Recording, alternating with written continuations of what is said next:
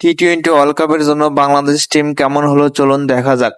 তার আগে আমার চ্যানেলটি সাবস্ক্রাইব করে আমার চ্যানেলের পাশে থাকুন, প্রতিদিন নতুন নতুন খেলার আপডেট পাবেন। নাজমুল হোসাইন শান্ত, তানজিদ হাসান, তৌহিদ হৃদয়,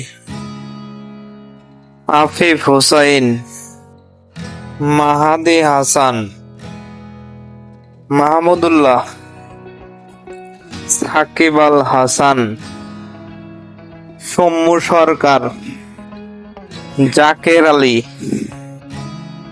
লিটন দাস, হাসান মাহমুদ, মুস্তাফিজুর রহমান, রিশাদ হোসাইন, শরীফুল ইসলাম, তানভীর ইসলাম, তানজিম হাসান সাকিব, তাসকিন আহমেদ।